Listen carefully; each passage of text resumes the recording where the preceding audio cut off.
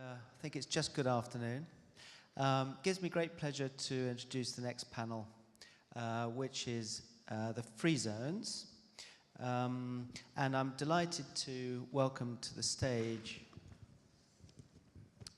my fellow panelists, His Excellency Dr. Khalid Omar Al-Midfa, Sharjah Media City,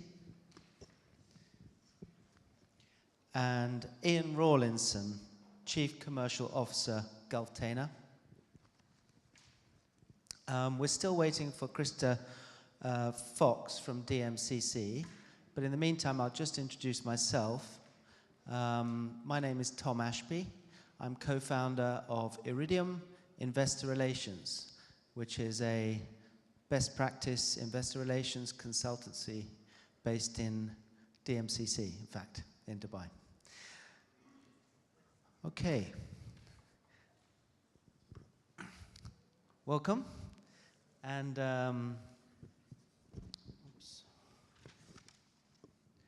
so today we're going to talk about the foundations of the innovation economy and the future for free zones. So I think rather than me introducing the panel, I'll ask His Excellency to just give us a brief background of where you're coming at the free zone discussion from, and then we'll move across to Ian. Okay, thank you very much. Thank you for this great event and for Invest in Sharjah team for arranging with the Euromoney conferences. My name is Khalid Al-Midfa. I'm the chairman for Sharjah Media City, and the name for short is Shams, which means the sun. Shams as a project, or as a free zone actually, was thought about many years back that will be imitating or following the footsteps of other media free zones within the country and the world at large. So it was actually studied in many different ways, and the concept of a free zone was actually benefited from my previous, or while I was in my previous job, which is in Sharjah TV. So there we were dealing with a lot of companies that are based in free zones, producing content for us, good content in fact, and we thought that this concept of providing a space for like-minded people, companies, to work together to benefit themselves and to benefit the economy that they're working in. So we studied this idea further and further, and we presented this to His Highness, and he actually blessed the idea that let's have a free zone or a media free zone for the companies, the entrepreneurs that are either based inside Sharjah, or those students that are yet to be finding their ways as entrepreneurs into the business of media and creative. So we're here actually, a decree that established Sharjah Media City came in January 2016, and that was reinstated in February this year, 2017, and since then I was actually the chairman for Sharjah Media City for Shams, and we have the bylaws, and we have started actually operating licensing companies that are going to be based within the Sharjah Media City. The space allocated for Shams is on the outskirts of Sharjah City. It's 1 square kilometer. We're actually master planning that currently, and looking to get interests from investors of all sorts, whether from the media industry or real estate, of course, to support us bringing the free zone in that space. So we're on top of it, and hopefully will improve by the day. Yeah, that's great. So this is a brand new free zone in Sharjah. But before we get too much into the detail, I believe we've got a new guest. Hold on a sec. Okay. Is Krista Fox? Yeah. Welcome. It's okay. Please take a seat. Hi. And I think there should be a microphone within reach there. So we're still on the introductions, so you haven't missed too much. But before we get to Krista, maybe Ian, I think it's very interesting contrast that on the panel here today we have two very different types of free zone company. On the one hand, Dr. Khalid has talked a little bit about media being a creative zone, which is all about the assets, really our capabilities and ideas. In the middle here we have Ian from Gulf Tana, and your industry is really much more about hard, heavy assets. Tell us a little bit about your background with regards to free zones in particular. Thank you, Tom. Yes, I actually also find it quite fascinating that we have the absolute contrast between the today's concept of a free zone and what I believe is going to be the future concept of a free zone, which is about the freedom of trade rather than the freedom of physical trade. My company, Gulf Tana, we operate container terminals, and we have a logistics division, Momentum Logistics, which operates excuse me, bonded inland container depots, transportation services, where we operate, I have to be careful how I phrase it or it'll come out wrong, but we operate outside the borders of the customs area of a country, but and therefore enable cargo to move between countries without going through the bureaucracy of going in and out of customs areas. And my attitude on a free zone is that free zones are about free movement of cargo between countries without having to go through excessive bureaucracy. Whereas the more modern approach to a free zone, of course, is to do with being able to enact systems, processes, and legislation so that companies can establish themselves in a similar way, with freedom to transact efficiently without being stuck in excessively bureaucratic processes. Yeah. So that's an interesting contrast, and really they're two completely different business models, but here we are talking about them as one concept. And I think if we talk about innovation, clearly there's innovation going on in both types of free zone. I think, Ian, you were talking recently about the technology that you've been introducing into your container fleet to improve the efficiency of that. Yeah, absolutely. One of the challenges we face within our industry is that as the global economy grows, what we're seeing is that a significant portion of global economic growth is no longer goods, but it is services. Now, whether that be services such as healthcare or education, or virtual goods such as media, be it Netflix or Amazon or whatever else. So what we have seen is that our industry's global growth is slowing down in relation to global GDP growth. And so therefore we see a real need to figure out how we can remain not only relevant, but also can be at the driving edge of the interface between the physical economy and the virtual economy, which is this change we're seeing.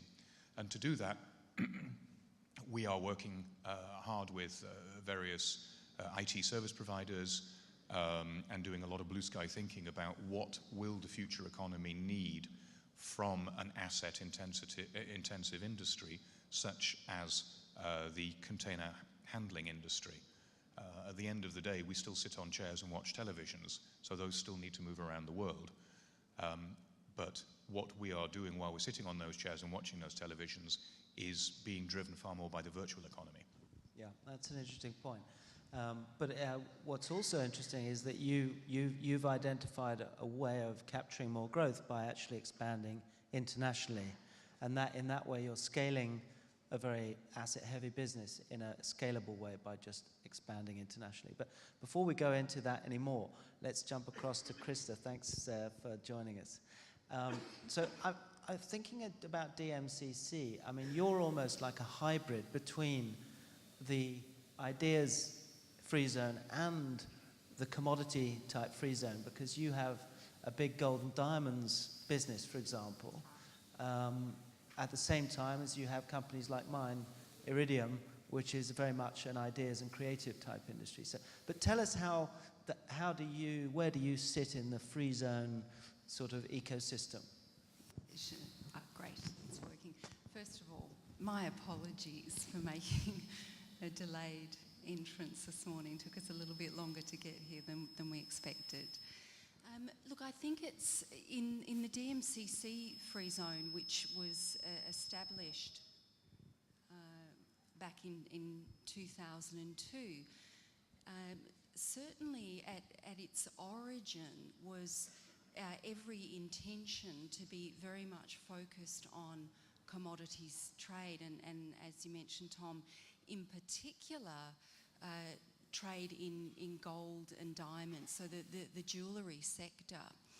And in the early years, that is what happened. But as the free zone evolved, and bearing in mind that DMCC is situated in JLT, Jumeirah Lakes Towers, which is actually a mixed-use development, we saw something very interesting taking place. As the growth of the commodity sector occurred, by almost organically, in fact I would say initially organically, those companies of course need marketing firms to support them, they need accounting firms, they need lawyers, they need strategy companies, and so on and so forth. And we started to see that more and more investors became interested from the professional services segment. And I think what we were also providing was an ecosystem and a platform that had infrastructure that appealed very widely. So it would be wrong of me to say that by design we set out to create a very broad-based free zone. Rather, at some point we recognised that what we could create is a very broad-based ecosystem where companies can do business with each other. And I bet, Tom, you've got examples of where some of your clients are DMCC member companies. So if you fast forward sort of 15 years, what you see today is 13,500 companies, just over 50% of which are professional services firms. Now, that doesn't mean that there hasn't been enormous growth in the commodities trading sector as well.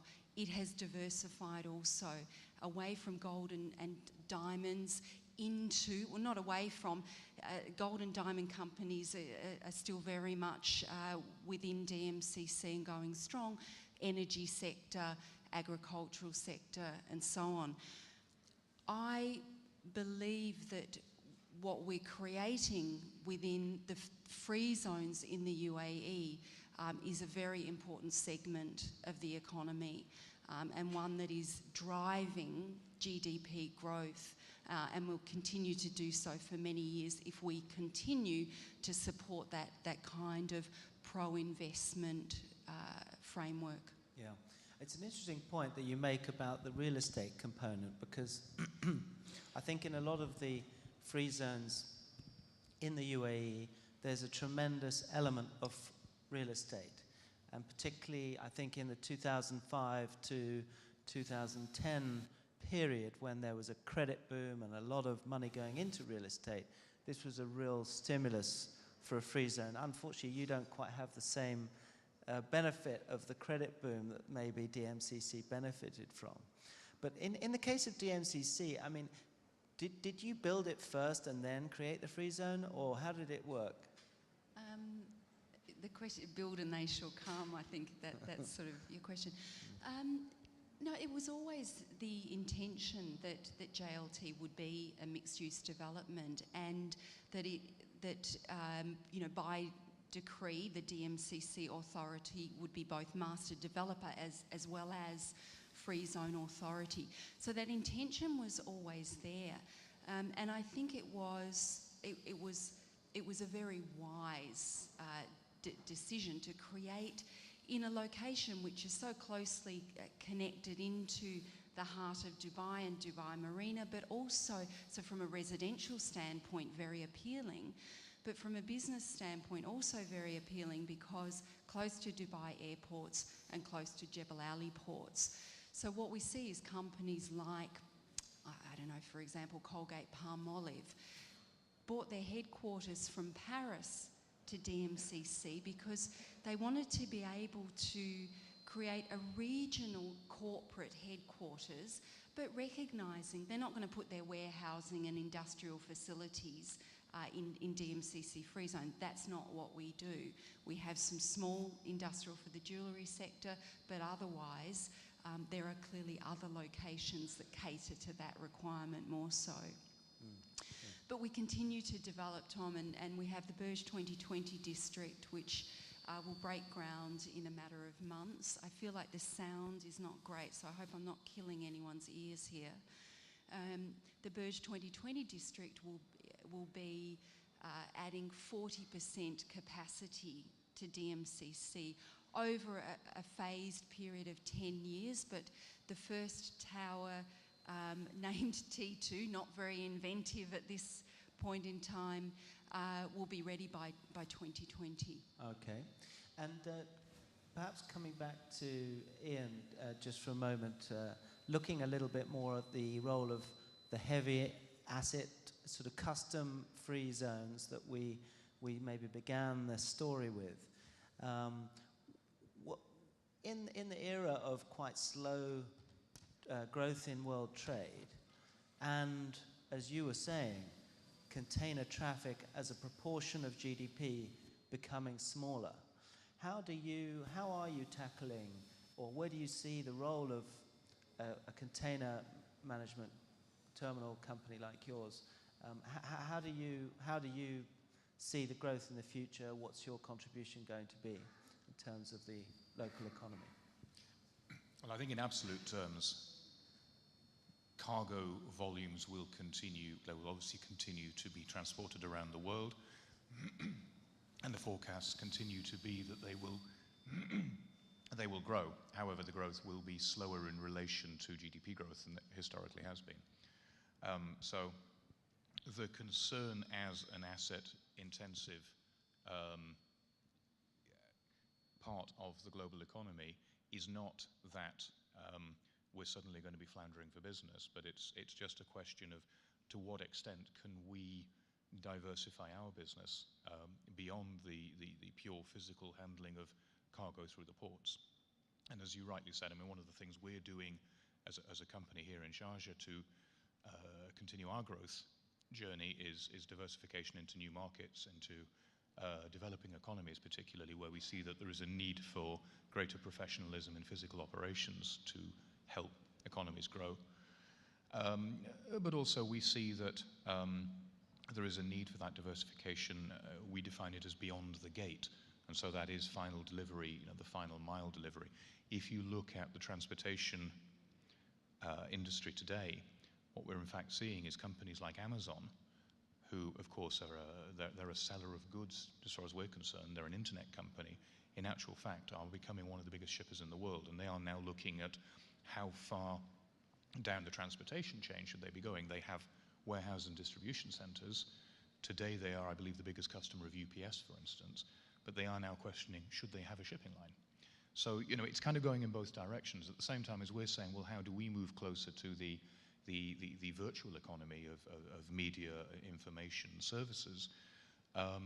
Some companies which are historically non-traditional economy, such as Amazon, are moving further into the traditional transportation model of economy. So there's a lot of overlap here, and I genuinely believe that in terms of the success, it's going to be the person who can effectively either identify a key niche where they're true experts or become an effective hybrid.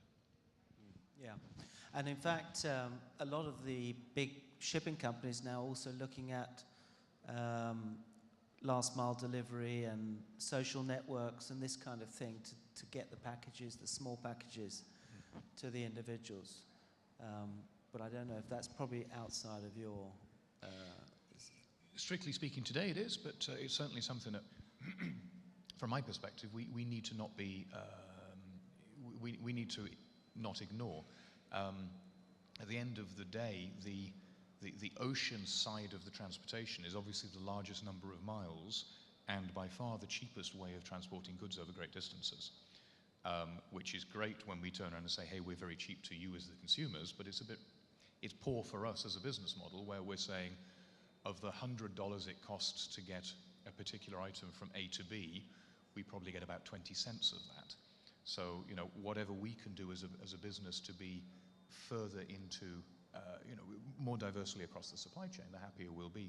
And that very much comes, in my view, into the modern economy, into the virtual economy, if you like, of information, of visibility. And this is also, I think, where free zones can make a difference in terms of making it easier for goods to move transparently through transfer of information between different jurisdictions. Dr. Khaled, coming back to the Sharjah Media City, I mean, why did you choose a media city and a free zone to begin with? What advantages does that give you versus just a real estate development for the media industry, for example? I mean, the advantages of free zones, as you know, is actually very successful for UAE. I mean, being here, we have over 40 different free zones within the country. So based on that success, and actually, or what made that a success is the advantages of a free zone itself. 100% ownership of the companies for the foreigners, tax exemptions, and what was mentioned actually there regarding the customs, the avoidance of some of the bureaucracy that is inherently within the system, as well as the profit repatriation and money being transferred in and out with ease. So this is something that we want to capitalize on moving forward for Sharjah Media City, and bringing talent, entrepreneurs from all different fields, primarily in the media and in the innovative field, to work together collaboratively to succeed together, and instead of, you know, putting the whole need of a company themselves, but I mean rather, as was mentioned by Krista there, to utilize some of the common facilities which will be available for these new establishments. And I mean, it's getting quite crowded now in the UAE in terms of free zones and media cities. There's one in Abu Dhabi, there's one in Dubai. There's probably more than one in Dubai. More than exactly. You know, and now Sharjah. So how are you? I mean, what elements does Sharjah have? Do you think that makes it? Here in Sharjah, in Shams, we're planning to build a city, a platform that will be available. And by I mean saying a city, I mean a full-fledged city that will encompass schools, restaurants, and I mean whatever needed to live and to work and to play within the boundaries of this city. Yes, it's been attempted elsewhere, and we actually are benefiting from their experiences here and trying to capitalize on those in order to provide for the next batch, or for those yet to come into the business of media and creativity. So yes, there is a good number of free zones in the country, but this is good actually for the economy at large in the country, and of course basing the success on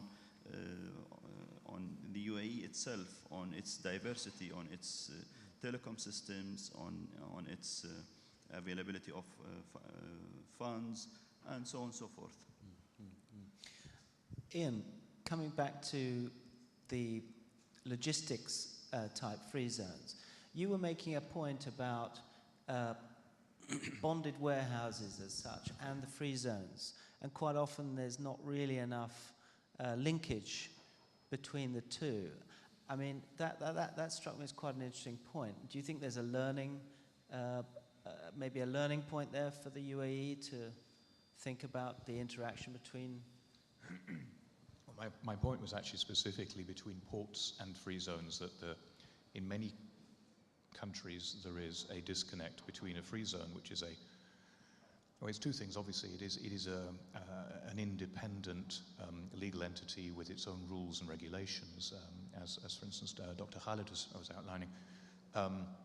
But when you're talking about a logistics free zone, it's also a customs bonded area. In fact, the UAE is the country, and I would highlight Dubai here as being the city-state that has done this arguably better than anywhere else in the world, because the integration between Jebel Ali Free Zone and Jebel Ali Port is very, very good. And that's helped, of course, by the fact that it is basically managed by a single entity. One of the biggest challenges you have is when you have, as you often have, a private sector port operator and then a public sector free zone operator, on the basis that customs is clearly a major, customs and legislation are major aspects of any free zone. Then you create the friction between private and public and the different drivers. For us as a private company, of course, we are driven by shareholder value, which is a very polite way of saying profit. Whereas a government is driven by a number of other requirements. And when it comes to customs, customs has two roles. One is revenue protection for the country, and the other is security. And we as partners with customs obviously work very closely with them, but at the same time, those are not our drivers. And so you do get this disconnect. And whereas JAFZA and Jebel Ali work very closely together, and it really works, I've worked in other places in the GCC where they have attempted to establish physical free zones for cargo, and there's been a total disconnect between the port and the free zone, and as a result, the free zones have been, shall we say, less successful than they could have been. That's an interesting point. I think we need to also touch on the question of innovation and the role of free zones in innovation, because, I mean, Krista, why do you think you need free zones, let's say, to encourage innovation? Do you need them? Can it happen outside free zones? What is it that's special about free zones that generates this innovation? I mean, I think it's a little bit of a chicken and an egg argument, that one. Do you need free zones in order to generate innovation? I would argue that there's actually two aspects to it. One is creating sort of the infrastructure and platforms to allow business to just get on with it. Many businesses don't want excessive government involvement. But the other argument, and I think this is sort of more the track that we've taken, is to lead the way, to actually kind of be out there on the front foot as an organisation, as a free zone organisation, showing business what's possible and creating connections and trade opportunities. So I'm going to sort of answer the question in two ways. The first one is, I think it's essential for free zones to take a role in creating trade opportunities. And I see my very good friend Jin Lee sitting in the front row, and and I'm so happy to see you here because we're doing so many great things together to generate those trade opportunities. So, for example, DMCC has, over the last 18 months, signed a cooperation with the Shanghai Gold Exchange to, for the first time ever, take outside of China gold contracts and make them available in the global market. We've also worked with Yunnan State Farms to create an opportunity to increase the flow of trade of green coffee beans between China and not just the Middle East, but actually far wider than the Middle East, into Africa, but using Dubai, using UAE as a hub. And the third agreement that we signed was with Ningxia government to help bring companies from Zhongwei in China across to Dubai to be able to again leverage the opportunities in the GCC. So that's all a bit more your traditional kind of business relationships. What about innovation? There's a few things that we're doing. Several years ago, we partnered with a company called Astrolabs. They are an incubator and accelerator for tech startups. They're the only Google tech hub for entrepreneurs in the Middle East, North Africa region. It's been so successful that about 2 years before plan, we're actually expanding that facility. So we've broken ground on the second expansion to that facility.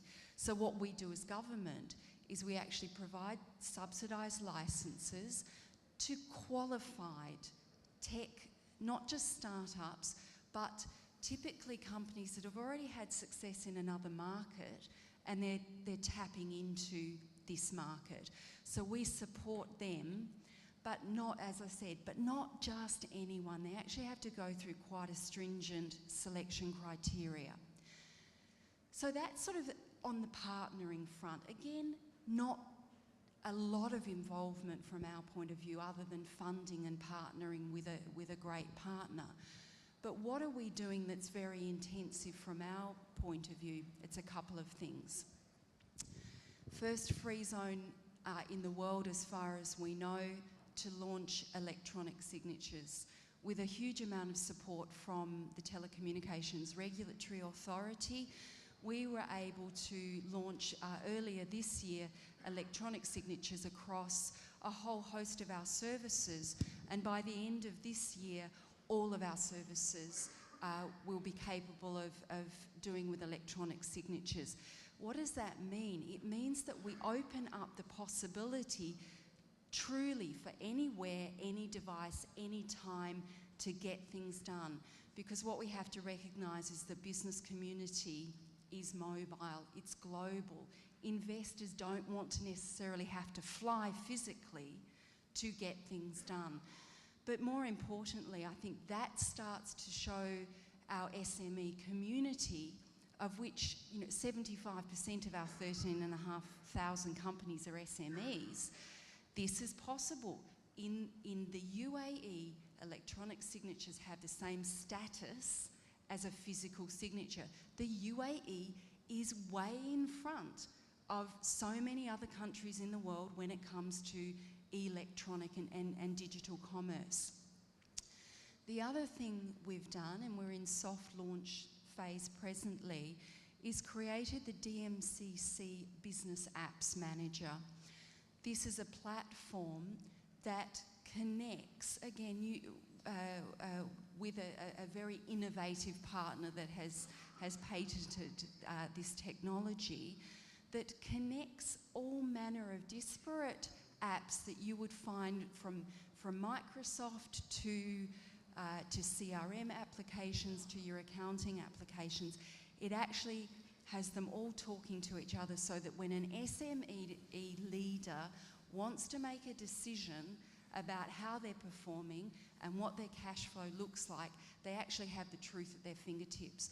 And our research in DMCC tells us that that's one of the biggest things that's holding back SMEs from growing, because they actually don't know what's going wrong right now from a financial standpoint, and they don't have all of the know-how when it comes to this massively evolving, fast-paced change in the digital environment to be on the right platforms. So we're actually going out there, we're doing the research for them, and we're providing that to the community. Yeah. So that's just a couple of the things that we're doing. Yeah. So obviously you're quite a lot further ahead than Sharjah Media City, just in terms of the years you've got under your belt. But Dr. Khaled, just maybe as a final word from you, I mean, talk to us a little bit about your plans for, I think firstly, I think international cooperation was one element, and the second element is innovation, and where you see Sharjah Media City fitting in to those two areas. Well, yes, thank you very much actually for the good example that we have here. And for us, actually, Sharjah Media City is born digital. We are intending not to use any of the old ways of paperwork and follow-ups of that sort, and to concentrate definitely on the entrepreneurs and to provide the facility of a city to them, to the platforms that they are creating, serving their different individual endeavors. Yes, we will be looking forward to get the collaboration on an international level, moving forward from here, trying to get the talents of the world be using and utilizing this platform that we're creating here. And we are just 2 months old, but our ambitions are high and great, and look at this space.